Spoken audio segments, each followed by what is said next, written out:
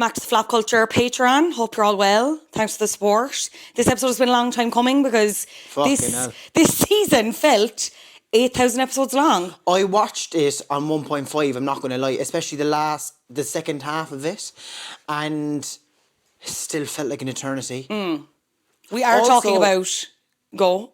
I just wanted to ask, was Owen Key not available? You are so... The two are so pathetic and jealous of each other. What are we going to do with the live show? We're also best friends, but at the same time... I'm going to have to separate you with cages, I think. This fucking chair has his arsehole grooved into it. And I've been waiting for my fucking invite back, and every time I fucking open my thing... There was one day, right, I went onto my Instagram, and the first stories were you, then him, then Flop Culture, and the three of them were the same thing. I was like, am I having... some sort of stroke. Yeah, we kept reposting everything. Sorry about that, guys. Sorry to the followers. Sorry, I didn't introduce you. This will be a nice proven break for everyone from that fucker. Pádraig Wilson McCarthy, you're so welcome back to talk about Love is Blind. Delighted to be here. You've never watched Love is Blind before this, though, have you? I always started it, and then I'd get like an episode 2 in, and I was just like, it's just a bit fucking more. And like I'm a reality TV junkie, like. Yeah. But it was just a bit much for me. I just think it's the most stupid program. So I'm really glad we're talking about it. Yeah. In my head a while ago, I was like, don't be too negative.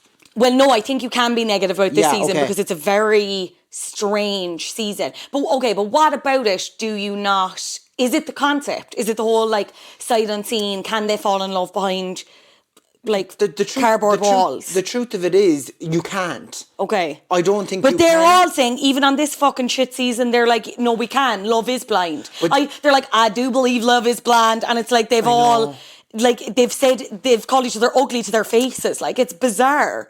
I just think, right, at this point, I'm like, at what point do these people just say, I am not meant to get married, and then just leave it at that? Just live by yourself. It's fine. I'm grand. Do you know what I mean? And it's like they're trying too hard, and I don't want this to sound offensive to anyone.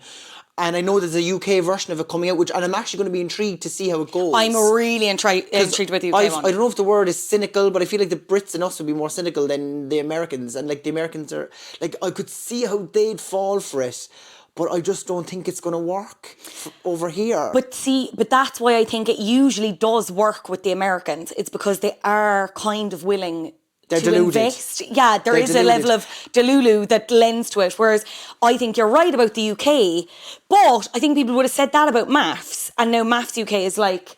I get it. One of the biggest franchises, you know what I mean? Yeah, no, totally. But I think people will be approaching it from a place of, this is a reality TV show that I can do, and it's fresh, in the same way that kind of MAFS was. Like, to be honest, I don't think anyone is doing MAFS UK genuinely being like, this is an experiment to find out if I can marry someone at first sight. Has anyone ever succeeded from that? Probably, but like, I don't know. And don't tell us, we don't care. I just think the people in this are like, they're the type of people that are very like, how would I say it?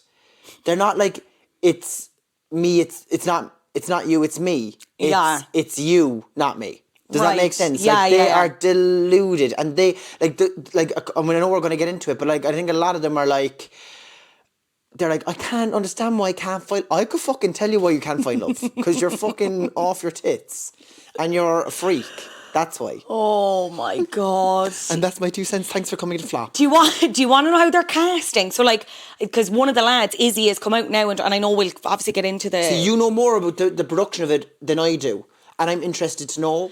So I think obviously with season 1, nobody knew the concept of the show, that it was just a Netflix show. So like, but now obviously everyone knows the concept of Love is Blind. It's not really, you're kind of knowingly going into the experiment. But they're literally like trawling dating apps. So they're setting up like dummy profiles on Hinge and Bumble, matching with people, and then seeing if they'll sign up to the show from that way. Is that like...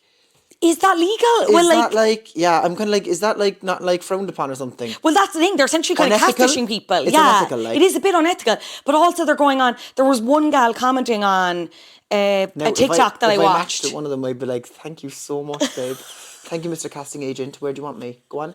You'd be the first. Yeah, in the pod of my own. Imagine Imagine bringing your mum to meet like your fiance. For fuck's sake. My mum especially, like, I'd say she'd be like, your mum, your sister. I'd say she'd sign me up, babe, at this point. She's like, what's wrong with him? I'm like, I'm one of those deluded people. I just haven't chosen to go on television, local television. That's just the barrier of entry.